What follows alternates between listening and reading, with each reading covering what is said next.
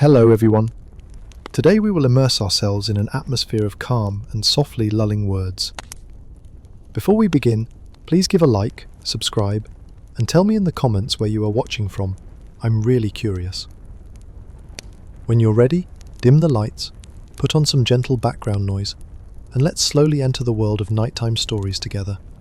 The cobbled square lies under a pale, almost parchment-thin dawn, its stones holding the faintest warmth from yesterday, yet already forgetting the shape of hurried footsteps. Everything here seems arranged for patience alone. An empty merchant's stall leans against a whitewashed wall. Its canvas awning sags a little, as though it too prefers to rest rather than billow. Close by, a shallow wooden tray displays painted tokens, crowns above neat stacks of coins, waiting for small drowsy hands that will someday practice counting, but not this morning. No lesson calls? The tokens are content simply to be present, quiet witnesses to slow time. A knight stands near the centre of the square, not guarding, not triumphing, merely existing. His armour is serviceable yet unadorned, and the light finds no sharp glint to disturb the calm. A modest golden chain stretches across his breastplate, links resting like punctuation marks in an unfinished sentence. Now and then he rearranges his cloak, a deep wine-red fold that drapes without drama, ensuring that cloth and metal breathe gently side by side. Some paces away, a woman in forest green linen wanders with the thoughtful ease of someone who has mapped every seam of the town through years of unremarkable walks. Her blouse sleeves are rolled just above the elbow. The fabric remembers countless dawns and dusks, but refuses to hurry toward the next. At her hip dangles a leather pouch, its mouth loosely tied. Inside, a few humble coins shift now and then, silver murmuring against bronze in tones too soft to disturb even a dreaming cat. She touches the pouch only to reassure herself that no coin has grown impatient enough to leave. Their paths converge, not abruptly, rather as two drifting clouds meet overhead without acknowledging the meeting. The woman lifts a finger to smooth an invisible crease where the knight's cloak meets his gorget. The gesture is neither bold nor timid. It is simply part of the slow choreography that keeps the square breathing evenly. The knight nods, the brief dip of his visor almost imperceptible, as though he might be conserving even the smallest ripple of movement for some future moment that never seems eager to arrive. Between them a coin changes hands, or pockets, or perhaps merely attitudes. One instant it belongs to the knight, the next it settles into the green-clad palm as peacefully as a leaf gliding from still branch to stiller ground. No one clutches, no one resists. The town itself appears to guide the transfer, an indifferent breeze, a pause in the knight's focus, a subtle flex of nimble fingers. It is less a theft than a sigh, the coin adjusting itself to whichever pocket currently feels the most restful. Not far away, a baker opens a clay jar to inspect dough in deliberate ascent. Yeast works without spectacle, persuading the mixture upward grain by grain. Satisfied, the baker lowers the lid, muffling the quiet exhalations of fermenting wheat. A short distance beyond, a stray cat curls beneath a bench whose paint remembers her brighter pigments, but chooses to fade softly rather than peel. The cat's breathing mirrors the dough's rise, steady, untroubled, rhythmic. At the square's edge, an oak barrel stands, converted into a makeshift table. Upon it rests a rolled parchment map, edges curled like sleeping fern fronds. A traveller, neither young nor old, neither hurried nor stalled, unfurls the map not to navigate but to appreciate its slow, meandering inclines. Each river drawn there appears to flow at the same pace as twilight, and every mountain range reads like a lullaby scored for silent drums. The traveller folds the parchment once more, aligning the creases with ceremonial patience. Folding complete, a soft hand settles atop the barrel's rim, fingertips tracing the grain of wood until motion itself seems to dissolve into texture. Overhead, pale banners dangle from unmoving ropes. Sunlight skims their frayed hems, lingers, then drifts away without quite brightening anything. Across the plaza, a fountain contemplates its own reflection. A single droplet forms at the lip of a stone spout, hesitates as though unsure whether descent is worthwhile, and finally releases itself into a pool so still it appears to be remembering how to ripple. When the drop lands, concentric circles roll outward, each ring slower than the last, until the water decides that movement is an extravagance best postponed. Somewhere beyond the square, a bell tower considers announcing the hour. Instead, it releases a solitary chime. Soft, rounded, unhurried, like a metal yawn. The note drifts above rooftops, glides down alleys, rests briefly on shuttered windowsills, then evaporates before finding eager ears. Life here prefers not to measure itself too finely. Back near the fountain, the woman in green adjusts a simple felt hat on her head, its brim shadowing a smile more thoughtful than mischievous. She studies the coin now nested in her palm, running a thumb along its worn rim as if reading a quiet history in miniature. In another moment, or hour, or gentle eternity, she may choose to return the coin, spend it, or simply let it linger where it lies. Decisions, like everything else in this town, drift on currents too gentle to be called choices. A mild wind pushes a single leaf across the cobblestones.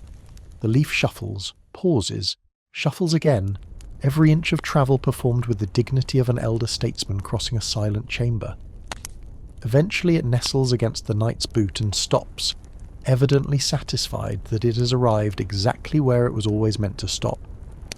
And so the square inhales and exhales in a continuum of subdued moments.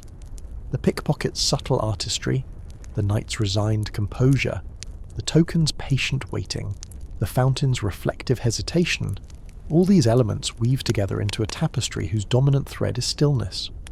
Nothing concludes here, nothing insists.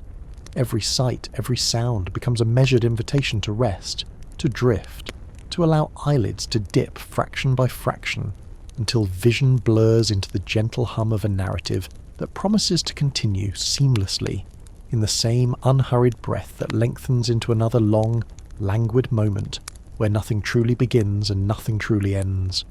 The air hovers somewhere between morning and afternoon, undecided, untroubled, content to pause upon that border as long as necessary. In this suspended hour, the square acquires a soft, faintly golden tint, as if the sun itself were whispering it might shine brighter later, much later, but for now prefers to linger at half-glow. The knight remains exactly where he stood, though a careful eye might notice that his shoulders have eased by a breath's width. His chain rests against the steel like a line from a quiet poem, its rhythm steady, its purpose modest. Every so often a wandering ray of light tiptoes along the links, but even the light knows to move slowly here, politely lifting one glimmer after another before bowing out to shade again. The green-bloused woman, still nameless, still unhurried, turns the coin in her hand as though it were a tiny spinning earth, one hemisphere brass, the other brass too, yet each rotation feels gently instructive. She considers its faint scratches, each a delicate record of past exchanges, perhaps a baker's palm, perhaps a mason's purse, perhaps the bottom of a wooden till lined with felt to hush the clink of commerce. None of these stories rush to declare themselves. They prefer to unfold in her thoughts the way parchment curls beneath soft candle heat, gradual, almost drowsy, certainly quiet. A second traveller, older than the first by several uncounted seasons, ambles into view. His cloak is the faded brown of last year's autumn leaves, with edges frayed just enough to suggest decades of considerate use. He leans on a polished hazel walking stick not because distance strains his legs, but because rhythm pleases his stride. Tap, pause, drag, pause, lift, pause. Each motion offers the square another reason to breathe evenly. Reaching the fountain, he touches its rim, perhaps greeting the cool stone, perhaps testing its patience. The fountain answers by releasing a new droplet that falls precisely where the previous ripple ended, so the circles resume their slow migration outward without breaking sequence. Overhead, the pale banners stir, once, then settle, like listeners adjusting pillows before a soothing tale resumes. A lone sparrow alights on the lintel of a shuttered window, peering down with mild curiosity at the humans who refuse to quicken their pace. Finding no alarm and no urgency, the bird tucks its head under a wing and decides to nap, thus contributing a tiny feathered silence to the wider hush. Near a corner stall, a pot of rosemary sits in a clay dish. Its thin stems wave not in wind but in lazily shifting sunlight, releasing a faint herbal scent that drifts only a few handspans before consenting to linger. The baker, returning from his ovens, notices the scent and allows himself a small nod, as though acknowledging that even fragrances have schedules worth respecting and should never be hurried from nose to memory. The younger traveller at the oak barrel produces a stub of graphite and an empty sheet of parchment. With meticulous slowness, he begins to copy the map he admired earlier, redrawing rivers as single, unbroken lines that meander like quiet thoughts across a drowsy mind. He pauses after each curve, examining it, breathing with it, letting the inkless channels settle before continuing. Eventually a whole coastline appears, gentle, undramatic, perfectly content to be coastline and nothing more. Back by the night, an almost imperceptible exchange takes place.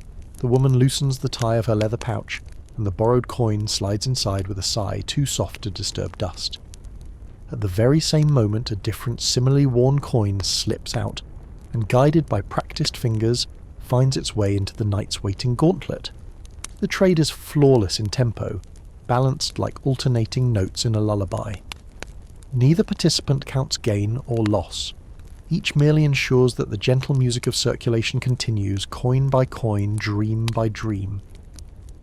The elderly traveller now settles onto a low stone bench, paying no mind to the sparrow's drowsing perch above.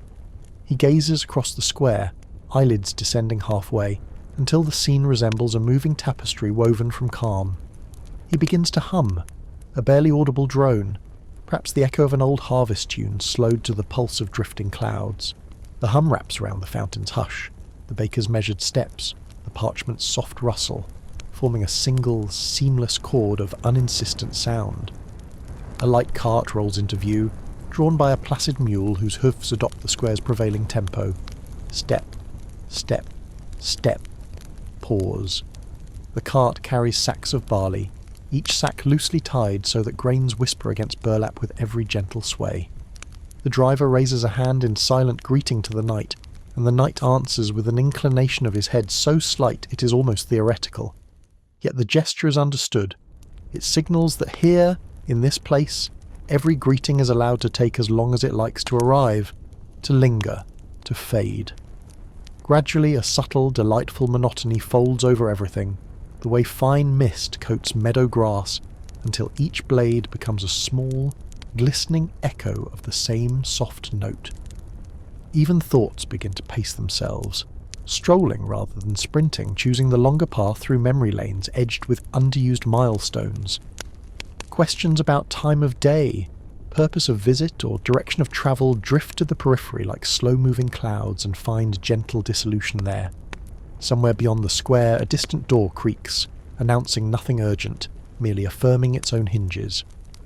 A soft thud follows, likely a loaf settling onto a cooling rack, but the sound arrives trimmed of any sharpness, cushioned by walls and forgiving air. Here, every noise agrees to soften its edges before entering the shared hush, and as moments string themselves into longer threads of quiet, the town and its unhurried inhabitants appear to knit those threads into a blanket of near-weightless calm, perfect for draping over any wakeful mind. Each new breath joins the weave, each absent-minded step, each diffident coin swap, each half-formed smile, until the blanket stretches beyond the square, across the rooftops, through the slow-swinging bell tower, out toward fields where the barley cart will someday unload. It covers everything in the same muted, unending invitation. Rest, drift, settle, stay. So the story moves forward, not in leaps or twists, but in the quiet continuation of what has already begun. An unbroken sentence that does not mind how many commas it gathers, so long as it never hurries to find its full stop spilling gently into another unmeasured interval. The square receives the faint suggestion of midday without feeling obliged to name it. Shadows slip a finger-width longer, then pause, as if unwilling to commit to afternoon while morning's final sigh still lingers. Here, the slow advance of light resembles parchment, fading one fibre at a time, so gradual that even the keenest eye would struggle to prove movement. The mule that drew the barley cart now stands at quiet ease beside a stone trough. Water in the trough rests mirror still until the animal lowers its muzzle. Even then, the ripples spread so delicately that each ring seems to consult its neighbour before continuing outward. When the mule lifts its head again, droplets drift from its chin in lazy arcs, catching sunlight only briefly before melting into dusty ground that accepts the moisture with a patient sigh. The cart driver loosens one sack and sets it upright against the fountain's outer rim. Barley grains settle inside with the softest shoosh, like parchment pages settling after a breeze has passed. He does not hurry to unload the other sacks. Instead, he straightens, stretches, and spends a leisurely moment counting the paired chiming of his joints. Each muted pop registers as another small confirmation that time here prefers to unfold in gentle increments, rather than decisive strokes. Across the plaza, the younger traveller completes the final coastlines of his copied map. He studies the unfurled parchment, head tilted, as though listening for tiny waves that might roll against drawn shores. Satisfied, he sets the sheet beneath a smooth river stone to flatten, then leans back, arms folded, allowing silence to perform its slow embroidery through the threads of his thoughts. Near him, the rosemary plant catches a fuller measure of sun. Its thin leaves exhale a deeper perfume, drifting lazy tendrils toward the green-bloused woman, who now stands examining a cluster of small wooden figurines arranged on a cloth. Each carving represents a simple trade: miller, cooper, cobbler, shepherd. Their features are minimal, yet each posture conveys a quiet pride in service well rendered. She picks up the shepherd, turning it between thumb and forefinger, feeling the grain where a carver's patient blade once coaxed curve from block. After a considered pause, she returns it to its place, exactly aligned, as though the imaginary sheep might feel uneasy if their guardian leaned even a breath too far left. The knight, meanwhile, chooses to sit upon a low stone ledge, careful of his chain and armour. As he settles, a soft metallic resonance hums through the links, merging almost immediately with the elder traveller's ongoing hum, which shifts keys so languidly that neither beginning nor end of any note can be marked.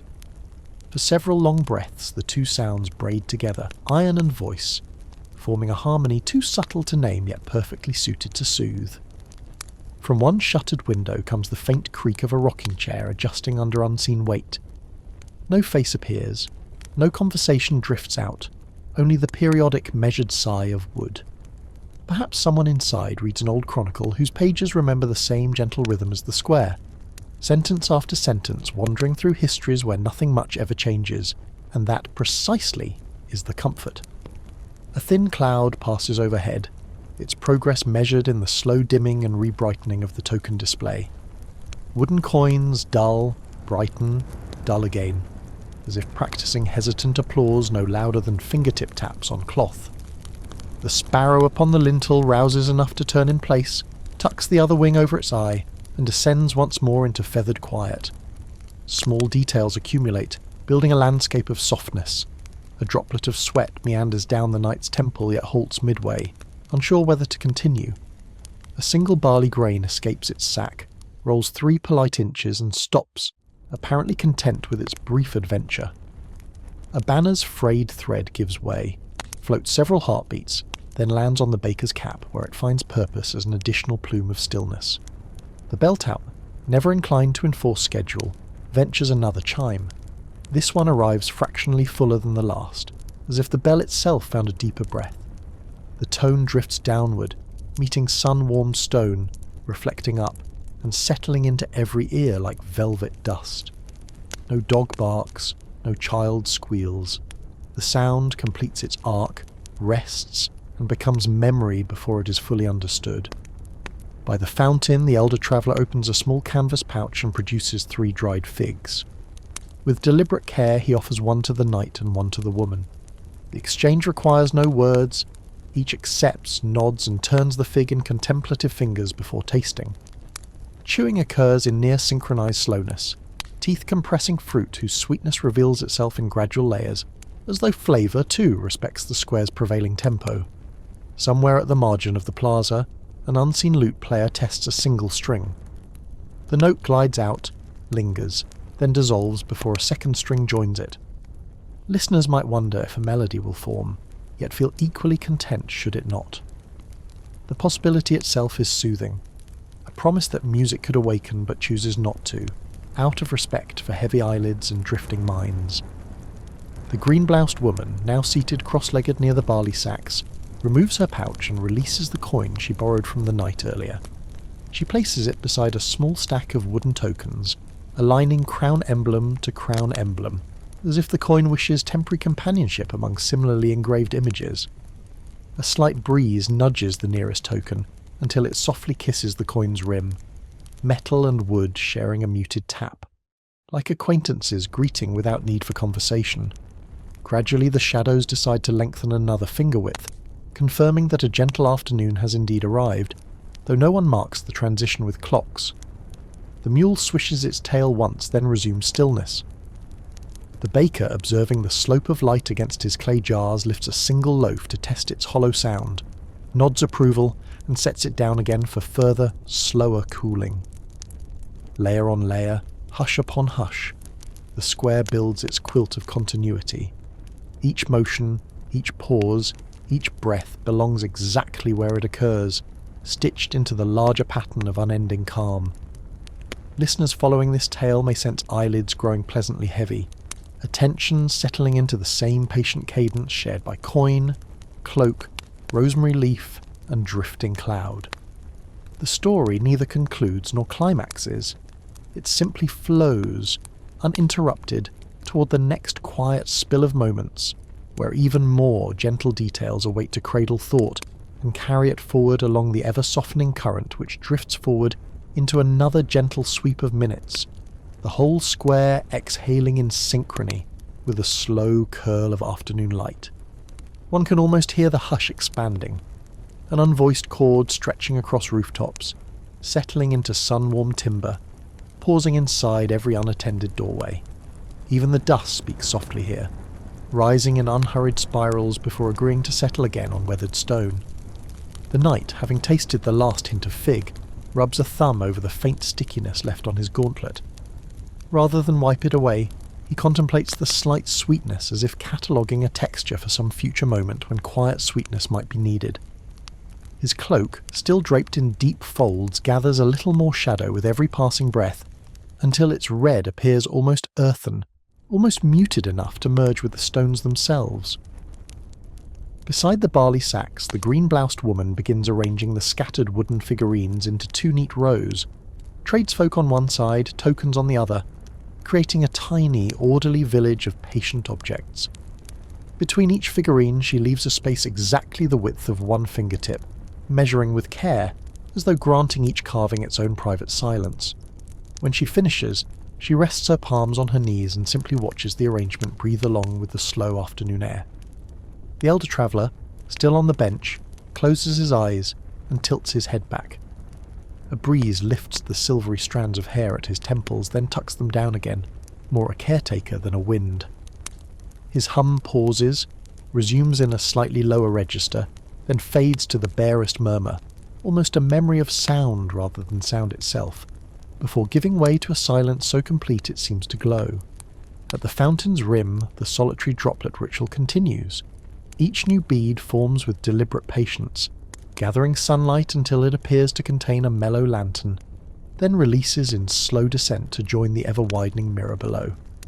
Ripples meander outward, brushing bronze reflections of sky, banner, and barley, before collapsing into glass once more. Nobody counts the droplets. The rhythm is simply accepted, like heartbeat, like breath.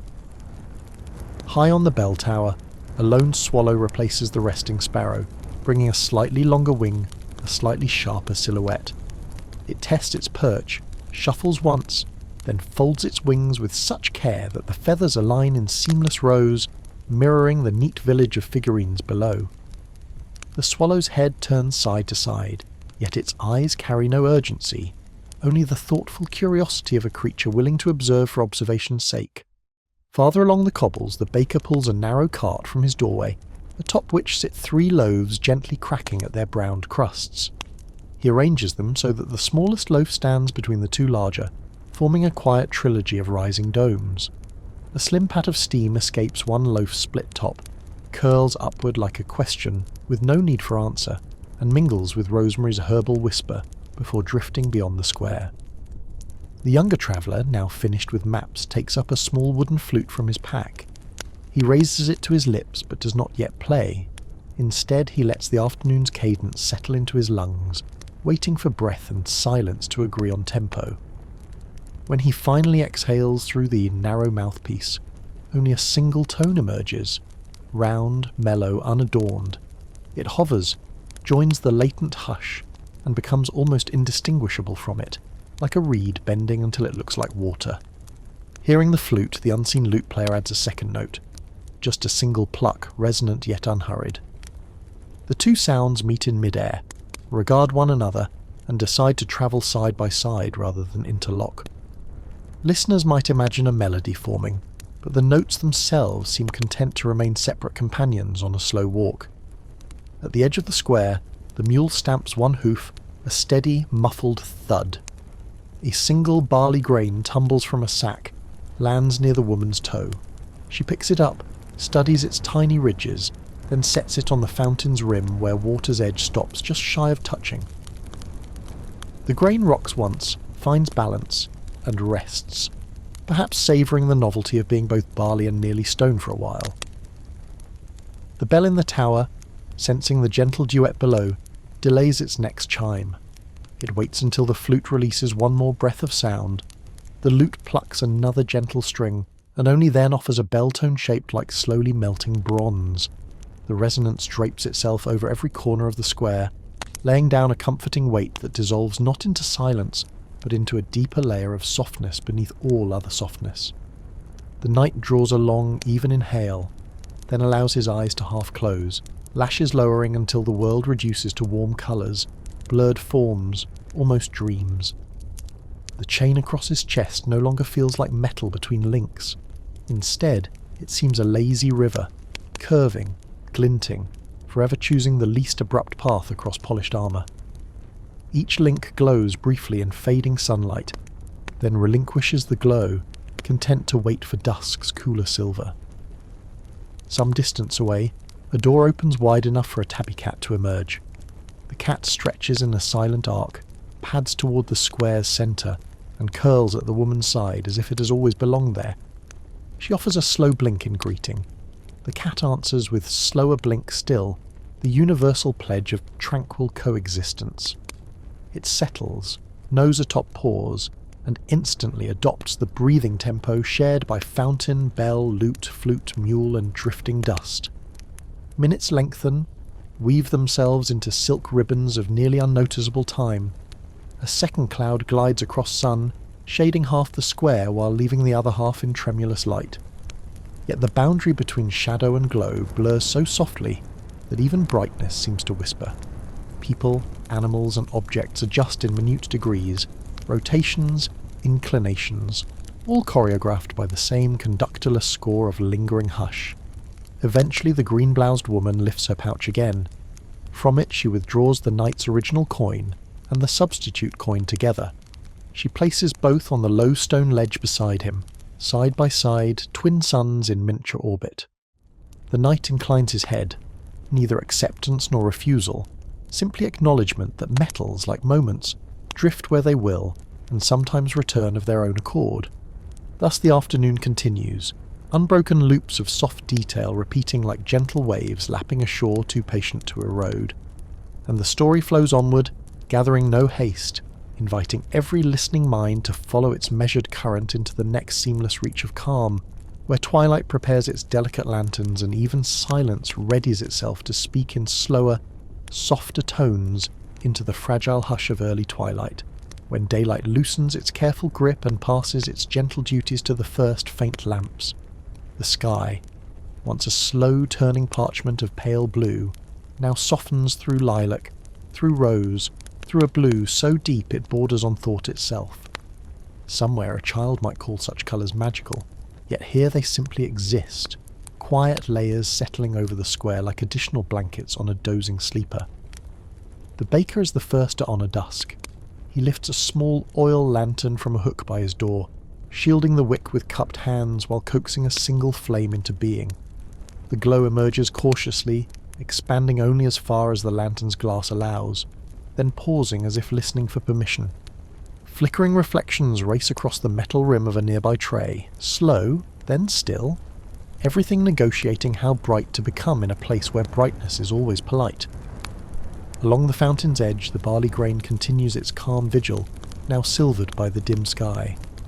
The water, too, adopts a cooler palette, each ripple reflecting twilight's gradual darkening. Droplets still descend, but they fall like tiny stars giving up their posts and drifting downward to rest for the night. Circular waves stretch farther before fading, as though water recognises the extra patience dusk invites.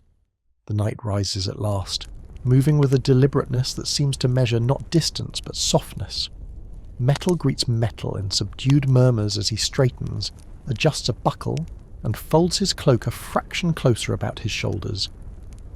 The 2 coins on the stone ledge remain where the woman placed them, glimmering with reluctant excitement under lantern light. He gathers them into his palm, yet instead of pocketing them, he nestles them on the low rim of the fountain beside the barley grain. 3 small, contented guardians sharing a silent vigil. The green-bloused woman observes the gesture without word or gesture of her own, her expression lit by the lantern in soft amber curves. She reaches into her pouch once more, producing a 3rd coin, slightly smaller, copper rather than brass, and sets it with the others, forming a neat triangle. The trio gleams briefly, then settles into a harmony of quiet metal tones, each coin reflecting the other's subdued shine. The elder traveller inhales the cooler air, tasting the mild tang of ironstone mingling with loaf-warm wheat and distant rosemary. His hum returns, slower still, a single sustained note that seems to lengthen rather than fade. The lullaby of dusk threads itself around that note, making of it a loom line on which darkness will weave even finer silence. Somewhere beyond the fountain, the mule releases a slow sigh, almost a wordless paragraph explaining that it too understands the flavour of ending daylight. The cart driver, having stacked the remaining barley sacks in a tidy pyramid, leans against the cart wheel, arms folded, head tilted back to regard the emerging stars. They arrive cautiously, 1 pinprick at a time, as though each star must be certain it will not disturb the restfulness below. The younger traveller lowers his flute and sets it carefully inside his pack. From this distance, one might think the pack itself exhales in gratitude for the soft cargo. He stretches fingers, every knuckle releasing minuscule clicks, tiny footnotes guaranteeing that joints, like bells, know how to speak softly when the hour requests hush. He then closes his eyes and listens, counting nothing, measuring nothing, merely letting the broad velvety quiet fill each breath until breath and quiet seem indistinguishable. The unseen lute player places 1 final pluck in the air, a low, resonant note that hangs, then drifts down like the hushed bell of an invisible flower. In its wake, even the faintest breeze chooses to pause, ensuring that nothing jostles the note's slow descent into memory. Banners overhead, now only hints of fabric in half-light, sway just once, as if bowing to an unseen conductor concluding the day's long, unhurried symphony. Their motion traces a single arc, then they return to stillness, edges barely discernible against a sky that has settled into deep indigo. Inside a nearby window, someone lights a candle. The flames bloom small, contained, yet confident enough to cast gentle silhouettes of shutters across the lintel.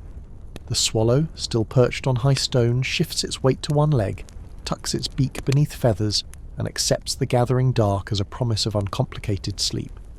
Even the cat beside the woman reaches forward, kneads the cobblestones twice with velvet paws, then sets its chin atop both forelegs, eyes sliding shut in increments so minute they can hardly be seen. The bell tower contemplates a final chime for daylight but decides against it, content that silence itself has learned the cadence well enough to toll on its behalf. Instead, the tower simply stands, stone upon patient stone, breathing dusk's coolness through mortar lines worn smooth by countless unhurried evenings. Gradually every lantern flame, every window candle, every soft reflection on coin or droplet, joins in a quiet conspiracy to soothe the square further into shadow. Light no longer seeks to reveal, it seeks only to exist without insistence, to make a pillow of faint radiance on which night may comfortably lay its head. Thus twilight settles fully, and the square, its stories, and all who linger within its boundaries pass together into an even deeper layer of calm. Words thin, thoughts lengthen, and consciousness itself reclines, ready to be borne onward by the next gentle drift of narrative, one that will continue, seamlessly as ever, into the slow silver hush of approaching night. drifting now into the settled blue of true night, when colours fold themselves away and the world seems stitched together by quiet alone. The square no longer distinguishes stone from shadow. Every outline melts into a single gentle tapestry, where shapes are remembered more than seen. Above, constellations reveal themselves one careful point at a time, pausing between each appearance as though ensuring they will not startle any drowsy eye still half open below. The baker takes his remaining loaves inside, yet leaves the lantern burning on its hook, a modest beacon whose light spans only a few cobbles. Moths discover it, but they too adopt the village tempo, flitting in slow, looping spirals before alighting on the glass to rest rather than to batter their wings. Their tiny bodies cast soft, moving dots of shadow, each dot an inkling of motion that quickly lapses back into stillness. Near the fountain, the triangle of coins glows faintly, copper and brass reflecting the lantern's reach in muted pulses. The barley grain remains their silent companion, a single kernel holding the memory of wide fields now hidden by dark. Water continues its ritual, drop, ripple, hush. Yet even the droplets seem cooler, their descent cushioned by thicker night air. Each wave glides outward, meets stone, and folds inward again, practicing the art of vanishing without hurry. The knight resumes his seat back against a broad column. He loosens the clasp at his throat, allowing the cloak's collar to widen just enough for deeper breaths. Armour cools in the night, absorbing the faint chill, and the chain across his chest settles into a restful curve. From time to time he closes one hand around the empty leather purse at his side, more to confirm its gentle weightlessness than to guard it. The purse is lighter now, but not poorer. It has simply shared its coin with silence, and silence has taken nothing in return. The green-bloused woman has shifted to the fountain's opposite side, legs tucked beneath her. She watches the night in brief glances, not to gauge suspicion, but to enjoy the slow symmetry of two people choosing peace in the same place.